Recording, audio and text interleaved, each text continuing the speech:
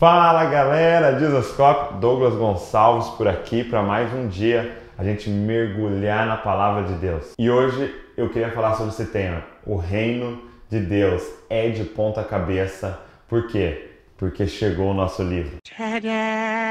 Eu queria mostrar para você alguns trechos do livro para a gente refletir junto da forma que o autor fala sobre o Reino de Deus. E ele começa a falar sobre o Reino de Deus e olha o que ele diz. Na página 19. O reino de Deus significa o reinado ou o domínio dinâmico de Deus. Não é um reino no céu, mas é o reino do céu. Um reino que prospera aqui e agora. O reino aparece onde quer que homens e mulheres submetam suas vidas à vontade de Deus. Então a primeira coisa que ele vai atacar é isso, cara, que não é um reino no céu, ou seja, você não vai lá para o reino de Deus. Mas é um reino do céu. Céu não é o lugar onde o reino acontece. Céu é a origem da onde o reino vem. Então é por isso que Jesus falou, venha o teu reino. Venha da onde? Do céu. Porque é o reino dos céus, é o reino de Deus. E aí ele fala uma frase muito interessante. Ele diz assim, olha, o reino é algo em que as pessoas entram. Não algo que entra nelas. É um estado de relações, não um estado de mente. O viver no reino é fundamentalmente social. Envolve ser membro, envolve cidadania, lealdade, identidade. Cidadania em um reino acarreta em relacionamentos, políticas, obrigações, fronteiras, expectativas. O que eu achei muito louco desse livro é a forma que ele aborda o reino de Deus na nossa vida social. Não é simplesmente uma experiência interna que você tem gostosinha tal, mas que não altera nada ao nosso redor. Ele mostra os aspectos da revolução social que o reino de Deus causa. Eu achei muito forte na página 33, ele diz assim, olha, Deus viveu em um ambiente social real. Jesus, em essência, revelou os hábitos sociais de Deus.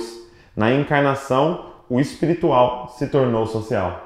E eu comecei a pensar sobre isso. Cara, Jesus mostrou pra gente como que Deus viveria socialmente entre nós. Então nós temos que olhar para a vida de Jesus e as escolhas que ele fez e a forma que ele se comportava dessa forma.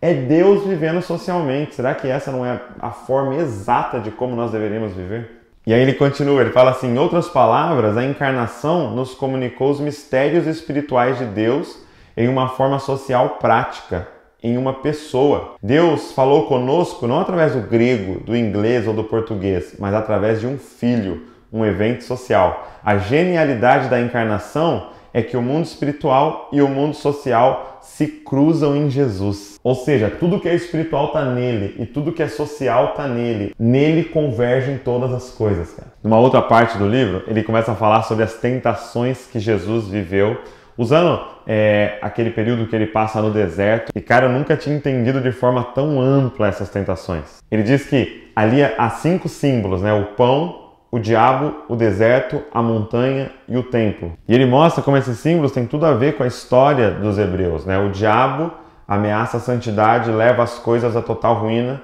Os israelitas enfrentam muitas tentações no árido deserto, onde comeram o pão do céu, o maná, e Deus revelou os 10 mandamentos a eles numa alta montanha.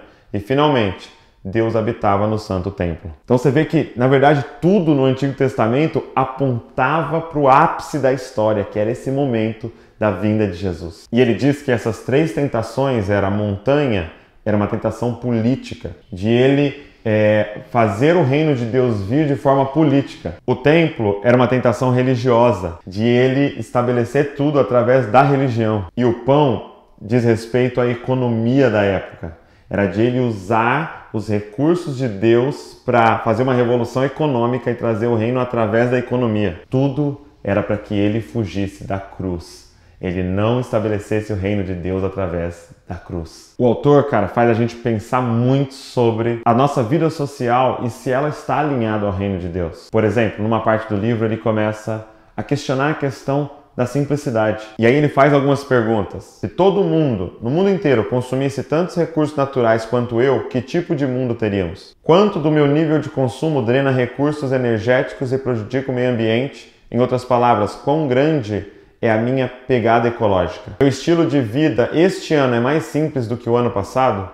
Ou é mais complicado, mais consumista, mais estressante? Em que direção estou indo? Esse livro vai provocar muito você. Então, eu queria te incentivar, cara, a mergulhar nessa literatura e deixar essa literatura alterar alguns dos seus hábitos. Eu vou deixar o link aqui na descrição. Você pode pedir o seu, a gente envia, entrega no Brasil inteiro. Eu espero que tenha um grande efeito na sua vida, assim como está tendo na nossa. Espero que esse vídeo tenha abençoado você, tenha colocado aí um pouquinho de sal na sua boca, te dando sede para você buscar mais conhecimento. E entenda, o reino de Deus é de cabeça para baixo, é completamente invertido ao reino desse mundo. Se inscreva aqui no nosso canal, deixa um comentário, curte esse vídeo, compartilha com todo mundo. Deus abençoe você e não se esqueça, você é uma cópia de Jesus.